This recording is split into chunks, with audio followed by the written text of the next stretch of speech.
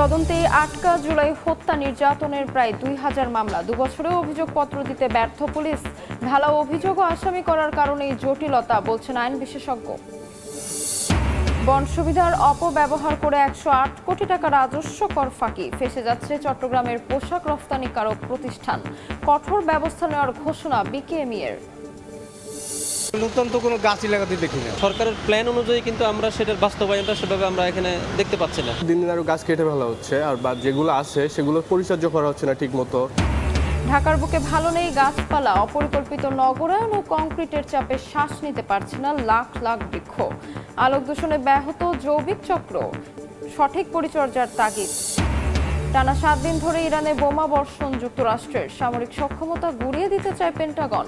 এবার পূর্ণ মাত্রার আক্রমণাত্মক পর্যায়ে প্রবেশের হুঁশিয়ারি তেহরানের। এবং বিশ্বকাপ ফাইনালে স্পেন নয়, ফেভারিট আর্জেন্টিনা, বলছেন বাংলাদেশের কোচ থমাস ডুলি। প্রতিদ্বন্দ্বিতাপূর্ণ ম্যাচে ইয়ামালদের বিপক্ষে পার্থক্য গড়ে দেবেন মেসি।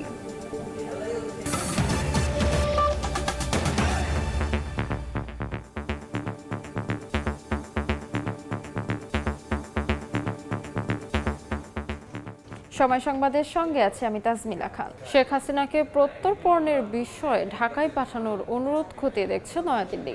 শুক্রবার ভারতের পররাষ্ট্র মন্ত্রণালয়ের নিয়মিত ব্রিফিংয়ে মুখপাত্র রণধীর জয়সওয়াল এ তথ্য জানান।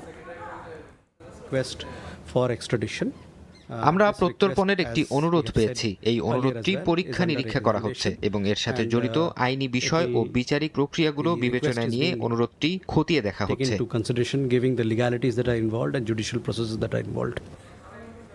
এবার কর ফাঁকির মামলায় ফেঁসে যাচ্ছে চট্টগ্রামের জাজিদ অ্যাপারেলস লিমিটেড। কাস্টমসের তথ্য বন সুবিধার অপব্যবহার করে ১০৮ কোটি টাকা রাজস্ব ফাঁকি দিয়েছে প্রতিষ্ঠানটি। বাতিল হতে পারে বন্ড, লাইসেন্সও। কঠোর ব্যবস্থা নেওয়ার ঘোষণা দিয়েছে নিট পোশাক রফতানিকারকদের শীর্ষ সংগঠন বিকেএমইএ। বাণিজ্য দুর্নীতি দূর করতে দৃষ্টান্তমূলক শাস্তি নিশ্চিতের তাগিদ টিআইবির। অভিযোগ নিয়ে স্পষ্ট কোনো জবাব দেননি জাদিদ অ্যাপারেলসের ব্যবস্থাপনা পরিচালক সাইফুল ইসলামের রিপোর্ট। জাদিদ অ্যাপারেলস প্রতিষ্ঠানটির বিরুদ্ধে ওঠা তৈরি পোশাক রফতানির শর্তে বন্ডের আওতায় শুল্কমুক্ত সুবিধায় কাপড় আমদানি করে খোলা বাজারে বিক্রি করে ২৬০ কোটি টাকা রাজস্ব ফাঁকি দেওয়ার অভিযোগ তদন্তে নামে Chittagong customs and bond commissionerate. ২০২৫ সাল জুড়ে জাদিদ অ্যাপারেলসের আমদানি রফতানি ও ইফিসিয়েন্সির তথ্য সরজমিনে যাচাই বাছাই করা হয়। গেল মার্চে দেয়া তদন্ত প্রতিবেদনে জানানো হয় বন্ড সুবিধায় আমদানি করা ফেব্রিক্স বন্ড গুদাম থেকে অবৈধভাবে অপসারণ করে শুল্ক কর বাবদ প্রায় ১০৮ কোটি টাকা রাজস্ব ফাঁকি দিয়েছে প্রতিষ্ঠানটি। সুপারিশ করা হয় জাদিদ অ্যাপারেলসের বন্ড লাইসেন্স বাতিলের। বড় অঙ্কের রাজস্ব ফাঁকির কারণ জানতে প্রতিষ্ঠানটির ব্যবস্থাপনা পরিচালকের সঙ্গে যোগাযোগ করা হলে ১০ মিনিট সময় চান তিনি। এরপর দফায় দফায় ফোন কল যোগে আর খুদে বার্তাতেও মেলেনি তার কোনো উত্তর। মুজিবুর রহমান মজুমদার সাহেব বলছেন? কাস্টমসের একটা ইস্যু ছিল, তো একটা আলোচনা করতাম। আমি কি একটু পরে ফোন করতে পারি? জি জি, 10 মিনিট পরে করি। জি জি জি। এ অবস্থায় বন্ডের অপব্যবহার বন্ধে দুর্নীতিবাজ প্রতিষ্ঠানের বিরুদ্ধে কঠোর অবস্থান নেয়ার কথা জানিয়েছে নিট পোশাক রফতানিকারকদের শীর্ষ সংগঠন বিকেএমইএ। কোন রকম বিন্দুমাত্র ছাড় যেন দেওয়া না হয়, একেবারে দৃষ্টান্তমূলক শাস্তির ব্যবস্থা যেন করা হয় যদি এই ধরনের ঘটনা ঘটিয়ে থাকে, আমার মেম্বার হোক আর যেই হোক। কিছু সংখ্যক আমি মনে করি এরা ব্যবসায়ী নামে দুর্বৃত্ত, এবং এই দুর্বৃত্তায়নের কারণে প্রকৃত ব্যবসায়ীরা হয়রানির শিকার হয়, ক্ষতিগ্রস্ত হয়। রাজস্ব সুরক্ষায় অপরাধী কাউকে বিন্দুমাত্র ছাড় না দেওয়ার পরামর্শ টিআইবির। এটা এমন না যে তারা এক হাতে শুধু এক ভয় করছেন, এখানে সব কর্মকর্তাদের যোগ সাজস্য আছে। কাজেই এই পুরো বিষয়টাকে প্রতিরোধের জায়গাটায় বেশি গুরুত্ব দেওয়া হলে আমরা মনে করি যে রাষ্ট্রের জন্য উত্তম। বন্ড সুবিধার অপব্যবহার ও রাজস্ব ফাঁকির অপরাধে জড়িত প্রতিষ্ঠানের দ্বিগুণ অর্থ জরিমানা, বন্ড লাইসেন্স বাতিল হওয়া সহ নানা শাস্তির কথা জানিয়েছে জাতীয় রাজস্ব বোর্ড এনবিআর। সাইফুল ইসলাম, সময় সংবাদ, ঢাকা। চট্টগ্রাম বন্দরে কয়েক হাজার কোটি টাকা মূল্যের পণ্য বোঝাই ১০,০০০-এর বেশি কন্টেনার নিয়ে জটিলতা কাটছেই না। ১৫ বছর আগে এসব পণ্য নিলামে বিক্রির জন্য ৮০ দফায় চিঠি দেওয়া হলেও নানামুখী জটিলতায় নষ্ট হচ্ছে কন্টেনারেই। এমনকি বিদেশি শিপিং লাইনের এসব কন্টেনার আটকে থাকায় তারা যেমন ক্ষতির মুখে পড়ছে, তেমনি ভাবমূর্তি ক্ষুণ্ণ হচ্ছে দেশের আমদানি রফতানি বাণিজ্যের। শাখাওয়াত টিপুর ক্যামেরায় শাখার টিপুর ছবিতে বিস্তারিত জানাচ্ছেন কমল দে। একই তো বিডার জড়ো করে মাইকে দর ডেকে উন্মুক্ত পদ্ধতিতে প্রতি মাসে 20 থেকে 30টি কন্টেনার পণ্য নিলামে বিক্রি করে চট্টগ্রাম কাস্টম হাউস। এর মধ্যে কমলা, মাল্টার মতো ফল যেমন থাকে তেমনি থাকে খেজুর, আদা সহ অন্যান্য পচনশীল দ্রব্য। আর কিছু কন্টেনার পণ্য বিক্রি হয় ই অকশনের মাধ্যমে।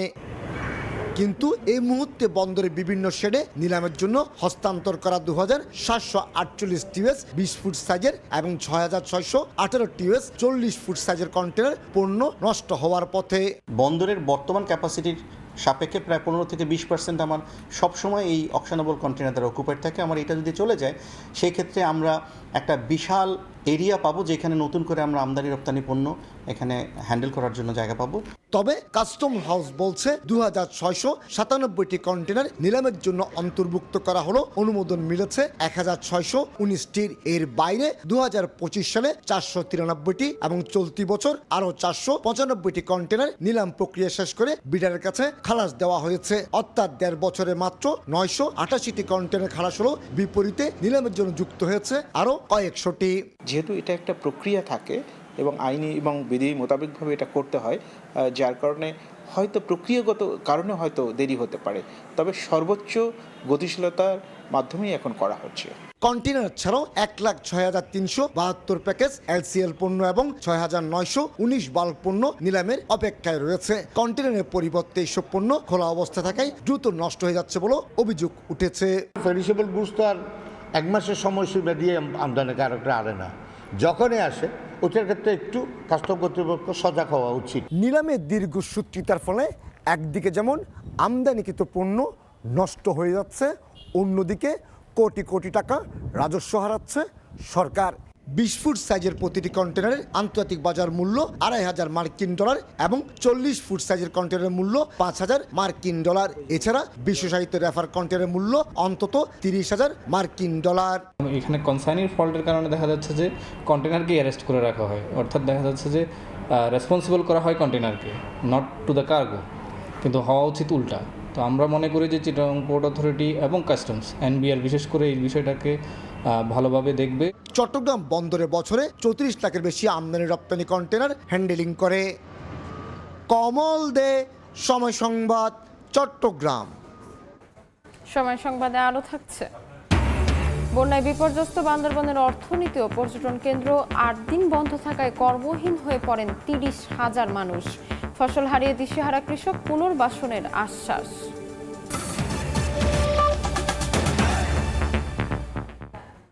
মেগা প্রকল্পের আড়ালে ঢাকা এখন সবুজ মরুভূমি। রাজধানীতে কংক্রিটের নিচে ও রাতভর করা আলো আর তীব্র অবহেলায় বিপর্যস্ত নগরের বৃক্ষপ্রাণ। কোটি কোটি টাকার নতুন প্রকল্পের চেয়ে বেঁচে থাকা গাছের সঠিক পরিচর্যা জরুরি বলে মনে করছেন বিশেষজ্ঞরা। আর সিটি কর্পোরেশন বলছে রক্ষণাবেক্ষণে বাড়ানো হচ্ছে সমন্বয়। অনুপ দত্তের ছবিতে রৌনক নিয়ন্তার প্রতিবেদন। নতুন তো কোনো গাছই লাগাতে দেখি না। সরকারের প্ল্যান অনুযায়ী কিন্তু আমরা সেটার বাস্তবায়নটা সেভাবে আমরা এখানে দেখতে পাচ্ছি না। দেখা যাচ্ছে দিন দিন আরও গাছ কেটে ফেলা হচ্ছে, আর বা যেগুলো আছে সেগুলো পরিচর্যা করা হচ্ছে না ঠিক মতো।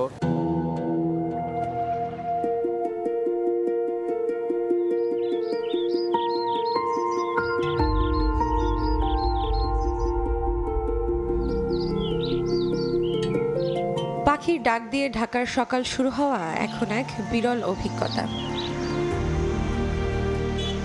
শহরের সড়কের পাশে সবুজের অস্তিত্ব আছে বটে, কিন্তু তা কেবলই কাগজে কলমে। পরিবেশ বিজ্ঞানের পরিভাষায় ঢাকা এখন সবুজ মরুভূমি।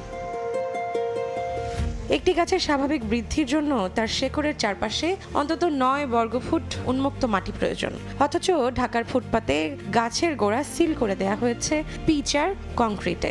এতে শেকড়ে পৌঁছাতে পারছে না ভূগর্ভস্থ পানি ও অক্সিজেন। যত্ন নিতে হবে এবং যারা এগুলো দেখাশোনা করবার দায়িত্বে আছেন তাদের তদারকি ব্যবস্থাকে আরও জোরদার করতে হবে। সংকট কেবল মাটিতেই নয়, রাতভর সোডিয়াম ও কড়া এলইডি লাইটের কারণে ঢাকার গাছগুলো 24 ঘন্টায় মুখোমুখি হচ্ছে কৃত্রিম আলোর। উদ্ভিদের যে স্বাভাবিক জৈবিক চক্র তা এই আলোক দূষণে বিপর্যস্ত। তবে শুধু গাছ লাগালেই হবে না, সঠিক পরিচর্যা প্রয়োজন বলে মনে করছেন পরিবেশবিদরা। 50 কোটি 75 কোটি যে এক্সিস্টিং গাছ আছে সেগুলো রক্ষা করার জন্য আমাদেরকে পরিকল্পনা গ্রহণ করতে হবে। একটি গাছের যে ক্যানোপি, এই ক্যানোপি ডেভেলপ করতে, এটির যে বিস্তার ডেভেলপ করতে, অর্থাৎ পরিপূর্ণ গাছ অক্সিজেন দেওয়ার মতো অবস্থা যেতে যে দীর্ঘ সময় লাগে, এই দীর্ঘ সময়ে অক্সিজেনের ঘাটতি তৈরি হয়, তাপমাত্রা বৃদ্ধি হয়। বাস্তবতা যখন এমন, তখন দেশ জুড়ে চলছে 25 কোটি গাছ লাগানোর বিশাল সরকারি কর্মযজ্ঞ।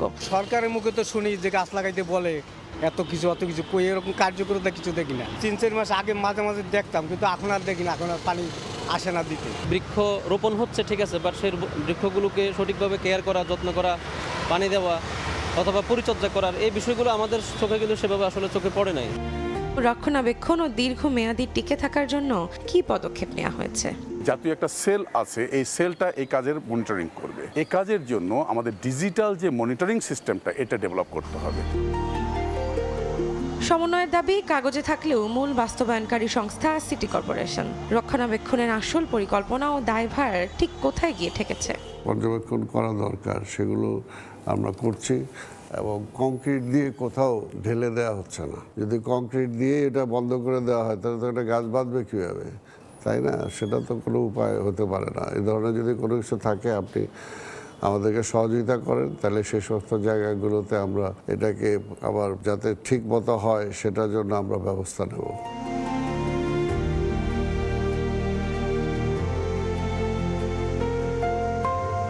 কংক্রিটের এই নগরে গাছেরা এখনো আমাদের বাঁচিয়ে রেখেছে, কিন্তু প্রশ্ন হলো, আমরা কি তাদের বাঁচতে দিচ্ছি? নগর পরিকল্পনায় সবুজ রাখা মানে কেবল চারা রোপণ নয়, বরং সেই উদ্ভিদের বেঁচে থাকার ন্যূনতম পরিবেশ নিশ্চিত করাও এর অংশ। উদ্ভিদেরও একটি নিজস্ব জৈবিক প্রক্রিয়া বা বায়োলজিক্যাল ক্লক রয়েছে, যা প্রতিনিয়ত ধ্বংস করছে ঢাকার অতিরিক্ত আলো ও অপরিকল্পিত অবকাঠামো। ঢাকা শহরের এই গাছগুলোকে টিকিয়ে রাখতে হলে কংক্রিটের বেষ্টনী মুক্ত রাখা জরুরি বলে মনে করছেন পরিবেশ বিশেষজ্ঞরা। রৌনকি অন্তা, সময় সংবাদ, ঢাকা। এবার ফিফা বিশ্বকাপের খবর। বিশ্বকাপের 23তম আসরের শিরোপা উঠবে আর্জেন্টিনার হাতে। ফাইনালের মঞ্চে স্পেনের চেয়ে বর্তমান চ্যাম্পিয়নদের এগিয়ে রাখছেন বাংলাদেশ ফুটবল দলের কোচ থমাস ডুলি। 1994 সালের বিশ্বকাপে যুক্তরাষ্ট্রকে নেতৃত্ব দেওয়া ডুলির মতে আর্জেন্টিনা দলে একজন লিওনেল মেসি আছে, যাকে শিরোপা উপহার দিতে নিজেকে উজাড় করে দিতে প্রস্তুত প্রত্যেক সদস্য। তবে লা রোহাদের আক্রমণ ভাগ ও শক্তিশালী মিডফিল্ডের কারণে তীব্র প্রতিদ্বন্দ্বিতা হবে বলে মনে করেন তিনি। পারভিন আক্তারের রিপোর্ট। 48 দলের বিশ্বকাপে অস্ত নামার পালা। একটা ম্যাচ তাকিয়ে পুরো দুনিয়া কার হাতে উঠবে দ্য গ্রেটেস্ট শো অন আর্থের 23তম আসরের মর্যাদার শিরোপা। কে হাসবে নিউ জার্সির মেট লাইফের শেষ হাসি? স্পেন নাকি আর্জেন্টিনা? মেসির হাতে উঠবে চতুর্থ শিরোপা, নাকি স্পেন ঘরে তুলবে 16 বছর পর দ্বিতীয় ট্রফি? শ্বাসরুদ্ধকর লড়াই, নানা চড়াই উতরাই পেরিয়ে শিরোপার মঞ্চে আর্জেন্টিনা ও স্পেন। বিশ্বকাপের শুরু থেকে অপ্রতিরোধ ইয়ামাল ও মেসির দল। মার্চের ফিনালেসিমার উত্তাপ এখন মঞ্চস্থ হচ্ছে বিশ্বকাপের ফাইনালে। হাই ভোল্টেজ ফাইনালে শিরোপার দৌড়ে স্পেনের চেয়ে আর্জেন্টিনাকে এগিয়ে রাখছেন বাংলাদেশ জাতীয় ফুটবল দলের প্রধান কোচ থমাস ডুলি। নিজে যুক্তরাষ্ট্রের হয়ে বিশ্বকাপে অধিনায়কত্ব করেছেন, সমৃদ্ধ অভিজ্ঞতা। তার চোখে দলগত শক্তি দু দলের ভরসা। তবে আর্জেন্টিনা দলে একজন মেসি আছেন, যার জন্য খেলাটাকে নিজেদের প্রাণের স্পন্দন করে ফেলেছে আলবিসেলেস্তে, আর এটাই তাদের এগিয়ে রাখবে স্পেনের চেয়ে। বিশ্বকাপে দুদলই দুর্দান্ত পারফর্ম করেছে। স্পেন ও আর্জেন্টিনা দুই দলই সবাই দলগত চেষ্টাতেই এ পর্যন্ত এসেছে। তবে লিওনেল মেসির মতো ফুটবলার যে দলে আছে তাকে আপনাকে এগিয়ে রাখতে হবে, যেখানে পুরো দল একজন মানুষের আনন্দে হাসে, একজনের কষ্টে কাঁদে। ভালোবাসা আর একতাই এই দলের মূল শক্তি। স্পেনেও সবার মাঝে বোঝাপড়া ভালো, তবে মেসি এক্ষেত্রে সবার চেয়ে আলাদা। তাই আমি মনে করি শিরোপা এবার আর্জেন্টিনার হাতেই উঠবে। স্পেনের বিশ্বসেরা রক্ষণভাগের প্রশংসা করলেও আর্জেন্টিনাকে পিছিয়ে রাখতে চান না থমাস ডুলি। পাউ কুবার্সি, কুকুরেয়া অসাধারণ। স্পেনের মাঝমাঠে রদ্রি, পেদ্রির মতো ফুটবলার আছে, তবে আর্জেন্টিনার মাঝমাঠও বেশ শক্তিশালী। তীব্র প্রতিদ্বন্দ্বিতা হবে দু দলের এ ম্যাচে। বিশ্বকাপে যুক্তরাষ্ট্রের সফল আয়োজনে মুগ্ধ থমাস ডুলি। ছোটখাটো বিতর্ক থাকলেও নিজ দেশের আয়োজকদের প্রশংসায় ভাসিয়েছেন যুক্তরাষ্ট্রের সাবেক অধিনায়ক। পারভিন আক্তার, সময় সংবাদ। বন্যায় বিপর্যস্ত পাহাড়ি জনপদ বান্দরবান। ৮ দিন পর খুলেছে পর্যটন কেন্দ্র। দ্রুত ক্ষতি পুষিয়ে নেওয়ার আশায় ব্যবসায়ীরা। অন্যদিকে বন্যায় ক্ষতি হয়েছে ২,০০০ হেক্টরের বেশি ফসলি জমির। এতে লোকসানে পড়েছেন সংশ্লিষ্টরা। ক্ষতিগ্রস্ত কৃষকদের পুনর্বাসনের আশ্বাস দিয়েছে কৃষি বিভাগ। চলতি মাসে টানা বর্ষণ আর পাহাড়ি ঢলে পার্বত্য জেলা বান্দরবানে তলিয়ে যায় জনপদ। এতে স্থবির হয়ে পড়ে জনজীবন। বৃষ্টির কারণে অনেক সড়কে ধসে পড়ে পাহাড়, যোগাযোগ বিচ্ছিন্ন হয় অনেক এলাকা। এতে ৮ থেকে ১৫ জুলাই বন্ধ হয়ে যায় জেলার সব পর্যটন কেন্দ্র। অনেকে বাতিল করে দেন আগাম হোটেল বুকিং। এতে লোকসানে পড়েন হোটেল, মোটেল, রিসোর্ট মালিকরা। কর্মহীন হয়ে পড়েন পর্যটন শিল্পের সঙ্গে জড়িত অন্তত ৩০,০০০ মানুষ। আমাদের যে ক্ষতিটা, যে লসটা হয়েছে, আমরা সেটা কাটিয়ে ওঠার জন্য আমরা অবশ্যই এখন থেকে সেটা চেষ্টা করব। আমরা যে ক্ষয়ক্ষতির মধ্যে পড়েছি সেটা কাটিয়ে উঠবো বলে আমরা আশা করতেছি। শুধু পর্যটন শিল্প নয়, দুর্যোগের প্রভাব পড়েছে কৃষি খাতেও। বন্যায় ক্ষতিগ্রস্ত হয়েছে জেলার ২,০০০ হেক্টরের বেশি ফসলি জমি। নষ্ট হয়ে গেছে কয়েক কোটি টাকার ফলজ ও সবজি বাগান। বন্যায় একদিকে ঘরবাড়ি, অন্যদিকে জমির ফসল নষ্ট হওয়ায় দিশেহারা কৃষক। সবদিকে পানি উঠে বন্যা হয়ে সব ক্ষেতের চাষাবাদ ক্ষতি হয়ে গেছে। শশা ক্ষেত ছিল, লাউ ক্ষেত ছিল, ধান ক্ষেত, এগুলো সব পুকুরে মাছ দিয়েছে, এগুলো সব চলে গেছে। আমার একটা দাবি সরকারের কাছে, যদি আপনারা একটু সাহায্য করতেন তাহলে আমরা আবারও কৃষি কাজ করতে পারবো। ক্ষতিগ্রস্ত কৃষকদের পুনর্বাসনের আশ্বাস কৃষি বিভাগের। আর পর্যটন খুলে দেয়ায় দ্রুত অর্থনৈতিক পরিস্থিতি উন্নত হবে বলে জানান জেলা প্রশাসক। ক্ষতিগ্রস্ত কৃষকদেরকে পুনর্বাসনের জন্য বা ক্ষতি পুষিয়ে নেওয়ার জন্য আমাদের ইমিডিয়েট কর্মসূচি এটা চলমান আছে। রিসোর্টগুলি চলা মাত্রই কিন্তু আমার বাজার অ্যাক্টিভ হয়ে যাবে, কারণ প্রচুর খাদ্য সামগ্রী এখান থেকে যায়। পরিবহন সেক্টর, মানে চাঁদের গাড়িগুলো অ্যাক্টিভ হয়ে যাবে, তখন কিন্তু মানুষের মধ্যে প্রাণচাঞ্চল্যতা এবং ইকোনমিক ফ্লোটা আবার বেড়ে যাবে। জেলা প্রশাসন ও কৃষি বিভাগের তথ্য মতে জেলায় পর্যটকদের জন্য রয়েছে শতাধিক হোটেল, মোটেল, রিসোর্টের পাশাপাশি ৪ শতাধিক চাঁদের গাড়ি। আর বন্যায় জেলার ২,১০৪ হেক্টর ফসলের জমি ক্ষতিগ্রস্ত হয়েছে। এন.এ. জাকির, সময় সংবাদ, বান্দরবান। আখাউড়া থেকে সিলেট পর্যন্ত ১৭০ কিলোমিটার রেলপথে ৬ জোড়া আন্তনগর ট্রেন চলাচল করলেও বন্ধ রয়েছে সব ধরনের লোকাল ট্রেন। আন্তনগর ট্রেন হয়ে উঠেছে লোকাল যাত্রীদের চলাচলের একমাত্র ভরসা। স্থানীয়দের দাবি, বন্ধ হওয়া লোকাল ট্রেন ও স্টেশনগুলো আবারও চালু করা হলে চাঙ্গা হবে গ্রামীণ অর্থনীতি। হৃদয় পালের ক্যামেরায় ব্রাহ্মণবাড়িয়া থেকে উজ্জ্বল চক্রবর্তীর রিপোর্ট। একসময় যাত্রীদের পদচারণায় মুখর ছিল স্টেশন, কিন্তু এখন নীরবতা। জরাজীর্ণ ভবনে খুলে নেওয়া হয়েছে দরজা জানালা। লোকসানের অজুহাতে ঢাকা থেকে আখাউড়ার পথে একটি ও আখাউড়া থেকে সিলেট রোডে 5টি রেলওয়ে স্টেশন এখন পুরোপুরি বন্ধ। ঢাকা সিলেট রেলপথে আখাউড়া হয়ে আজমপুর থেকে জয়ন্তিকা, কালনী, উপবন ও পারাবত সহ মোট 4 জোড়া আন্তনগর ট্রেন চলাচল করে। একইভাবে চট্টগ্রাম থেকে সিলেটের পথে উদয়ন ও পাহাড়িকার ট্রেন চলে। তবে আখাউড়া থেকে সিলেট পর্যন্ত ১৭০ কিলোমিটার দীর্ঘ এই রেলপথে চলাচল করছে না কোনো লোকাল ট্রেন। এই অবস্থায় লোকাল যাত্রীদের জন্য আন্তনগর ট্রেনই ভরসা। আখাউড়া থেকে শায়েস্তাগঞ্জ পর্যন্ত ৬০ কিলোমিটার অংশে বাল্লা, কুশিয়ারা ও সুরমা মেলসহ বেশ কয়েকটি লোকাল ট্রেন চলাচল করত। তবে লোকসানের অজুহাতে ট্রেনগুলো চলাচল বন্ধ করে দেয় রেলওয়ে কর্তৃপক্ষ। একই কারণে বন্ধ হয়ে যায় মেরাসানি, সিঙ্গারবিল, কাশিমনগর, ইটাখোলা, লস্করপুর ও বাদশালা রেলওয়ে স্টেশনের কার্যক্রম। এতে বিনা টিকিটে আন্তনগর ট্রেনে যাত্রী ভ্রমণের সংখ্যা যেমন বেড়েছে, রাজস্ব থেকে বঞ্চিত হচ্ছে সরকার। এই ট্রেনগুলি বন্ধ হয়ে পড়ে রয়েছে, মানুষ খুব কষ্ট করে চলতে পারে না। লোকাল যাত্রীগুলা কিন্তু ওই আন্তনগর ট্রেনে গ্যাদারিং করে। রেল স্টেশন পরিত্যক্ত পড়ে আছে, এটা নতুন করে সুন্দর করে আবার করুক, আবার পুনরায় লোকাল ট্রেনগুলো চালু করে দেয়। এদিকে ঢাকা হতে আজমপুর পর্যন্ত চলাচলরত ট্রেনগুলো নির্ধারিত গতি নিয়ে ঢাকা কিংবা চট্টগ্রাম থেকে আখাউড়া আজমপুর স্টেশন পর্যন্ত আসে। তবে আজমপুর থেকে হবিগঞ্জের শায়েস্তাগঞ্জ পর্যন্ত মাত্র 60 কিলোমিটার অংশে অন্তত 5টি স্টেশনে যাত্রা বিরতি দিতে হচ্ছে। এতে আন্তঃনগর ট্রেনগুলোর গতি কমছে। ট্রেনগুলো দাঁড়ায় বরাবর, তখন এটা লোকালে পরিণত হয়। লোকাল ট্রেন না থাকাতে এই ইন্টারসিটি ট্রেনে মানুষ চলাচলা করে যায়, টিকেটের কোনো ব্যবস্থা নাই। মাঝখানে থামি, then it's a waste of our time. যাত্রীদের ভোগান্তি থেকে আমার মনে হয় দূর করার জন্য কোনো ব্যবস্থা করা উচিত। লোকাল যাত্রীরা উঠছে, লোকাল যাত্রীরা কিন্তু আবার বিনে বসে উঠছে, এখানে সরকার রাজস্ব হারাচ্ছে। ঘন ঘন যাত্রা বিরতির কথা স্বীকার করে বন্ধ হওয়া লোকাল ট্রেন ও স্টেশনগুলো চালু হলে যাত্রী দুর্ভোগ কমবে বলছে রেলওয়ে পূর্বাঞ্চলের আখাউড়া সেকশনের কর্মকর্তা। স্টেশনগুলো পুনর্বাসন সাপেক্ষে লোকাল ট্রেন চালু করে ওখানে অপারেশনাল লোক দিলে তাহলে রেল আর্থিকভাবে উন্নতি লাভ করবে। আখাউড়া সিলেট রেলপথকে মিটার গেজ থেকে ডুয়েল গেজে রূপান্তর ও আধুনিকায়নের জন্য সরকার প্রায় 16,000 কোটি টাকা ব্যয়ে একটি মেগা প্রকল্প গ্রহণের উদ্যোগ গ্রহণ করেছে। এটি বাস্তবায়ন হলে আধুনিক যাত্রী সেবার পাশাপাশি পণ্য পরিবহনে আসবে গতি। উজ্জ্বল চক্রবর্তী, সময় সংবাদ, ব্রাহ্মণবাড়িয়া। ঢাকা চট্টগ্রাম মহাসড়কের কুমিল্লা অংশে বেশিরভাগ সিসি ক্যামেরাই অচল।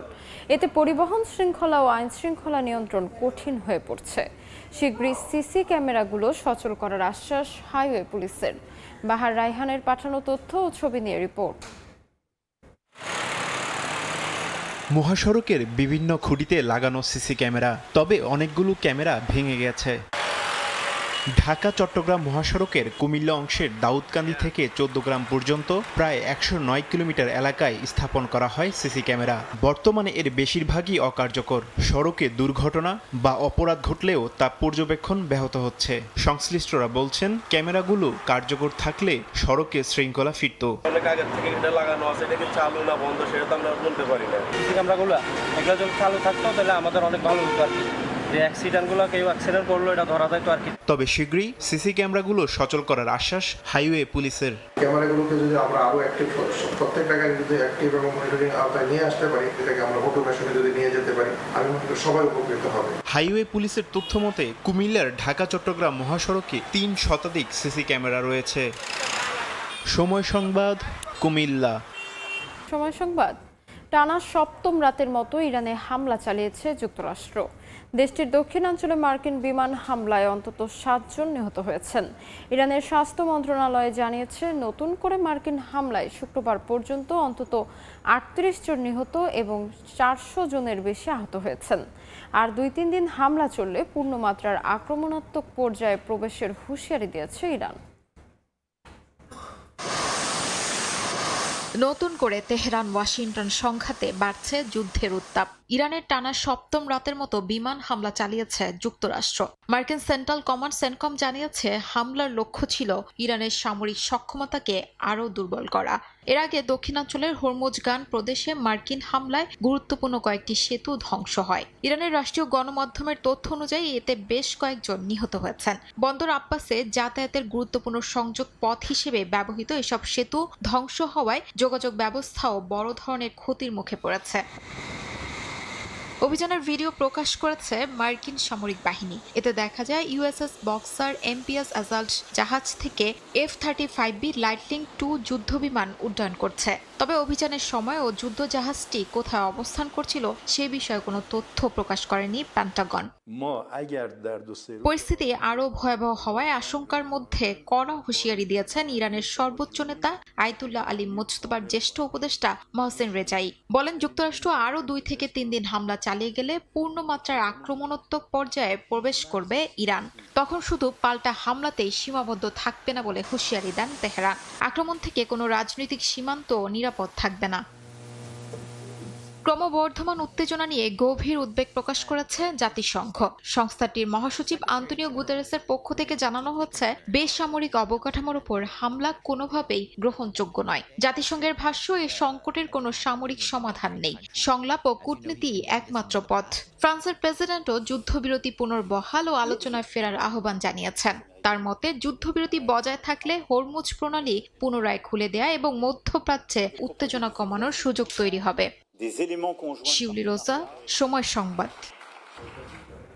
যুক্তরাজ্যে ক্ষমতাসীন লেবার পার্টির নতুন নেতা হিসেবে আনুষ্ঠানিকভাবে নির্বাচিত হয়েছেন অ্যান্ডি বার্নহ্যাম। আগামী সোমবার কিয়ার স্টারমার পদত্যাগপত্র জমা দেওয়ার পর প্রধানমন্ত্রী হিসেবে দায়িত্ব নেবেন বার্নহ্যাম। এরপর সরকার গঠনের আমন্ত্রণ জানানো হবে তাকে। আমন্ত্রণ গ্রহণের পর নতুন মন্ত্রিসভা নিয়ে 10 নম্বর ডাউনিং স্ট্রিটে দায়িত্ব নেবেন তিনি। এক দশকে দেশটির 7ম সরকার প্রধান হিসেবে দায়িত্ব নিতে যাওয়া এই নেতার সামনে থাকছে অভ্যন্তরীণ ও আন্তর্জাতিক সংকট মোকাবেলার কঠিন চ্যালেঞ্জ।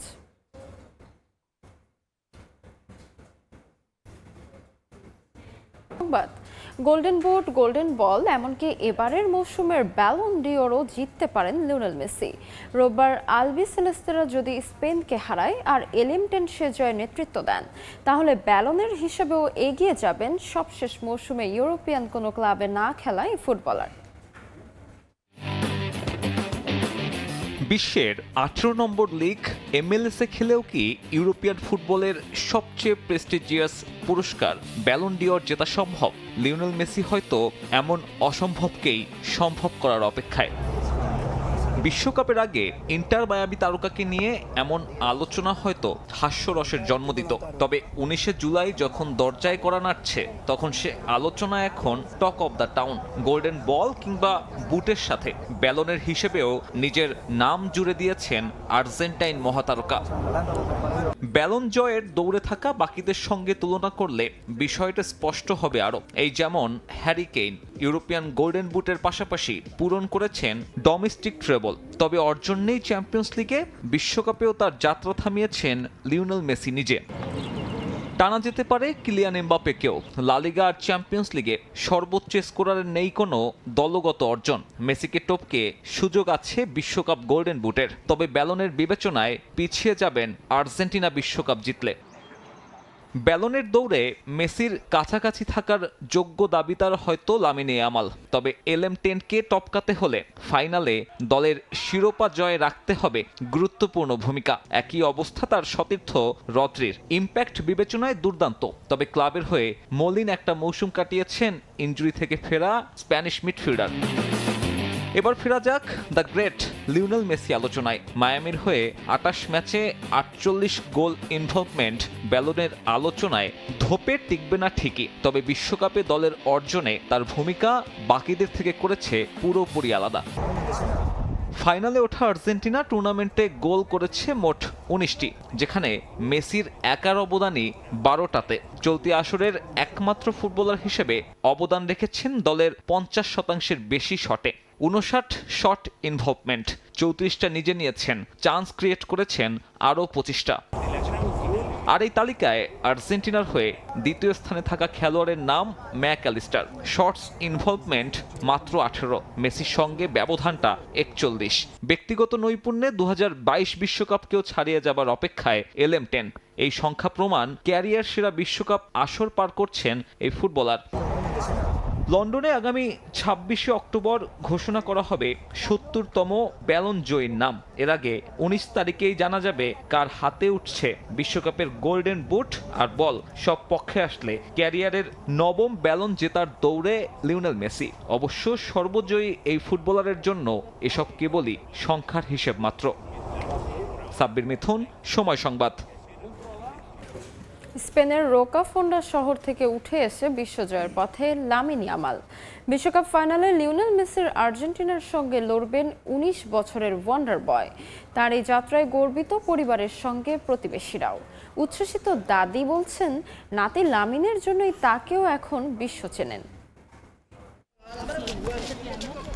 বার্সেলোনার উত্তরের শহর রোকাফোন্ডা। এই ছোট্ট নগরীতে বেশিরভাগই শ্রমজীবী মানুষের বসবাস। ফিফা বিশ্বকাপ উন্মাদনার মাঝে রোকাফোন্ডায় এখন আলোচনার কেন্দ্রে এক 19 বছর বয়সের বিস্ময় বালক। সেই ওয়ান্ডার বয়টি হলেন বার্সেলোনার স্প্যানিশ উইঙ্গার লামিন ইয়ামাল, যার বেড়ে ওঠা এই রোকাফোন্ডার আলো বাতাসে। এই শহরের দেওয়ালে ছেয়ে আছে নিজেদের সুপারস্টার ইয়ামালের মুরাল।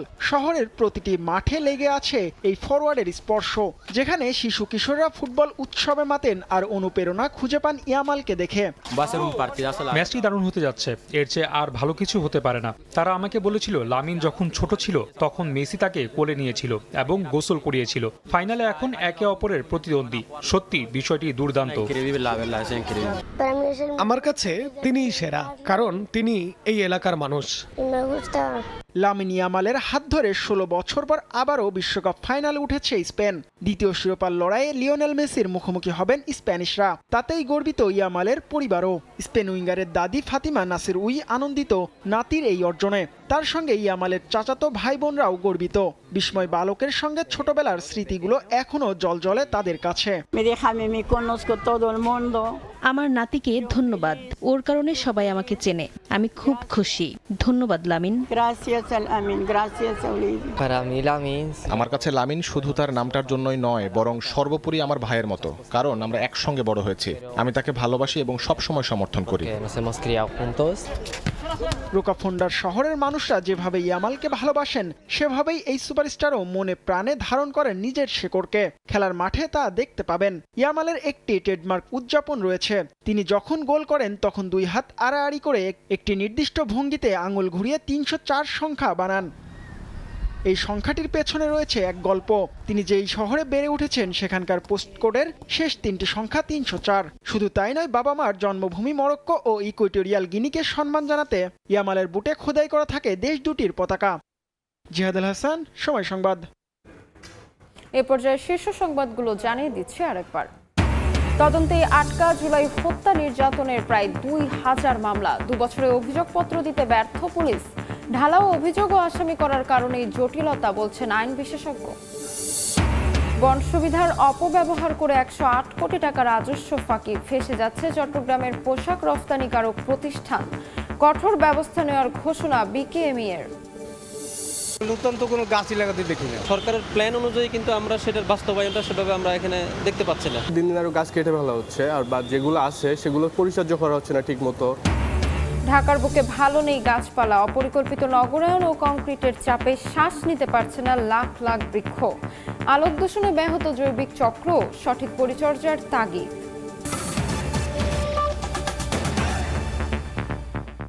এই ছিল সময় সংবাদে। দর্শক, বিশ্বকাপ ফুটবলের মহাযজ্ঞ সরাসরি সম্প্রচার করছে সময় টেলিভিশন। দেখতে চোখ রাখুন সময়ের পর্দায়। এরপর এই সময়ের বাণিজ্য নিয়ে সঙ্গে থাকবেন সহকর্মী মাহাদি ইসলাম ধ্রুব। তাজমিলা, আপনাকে ধন্যবাদ। এই সময়ের বাণিজ্য নিয়ে আসছে কিছুক্ষণ পর, সঙ্গেই থাকুন সময়।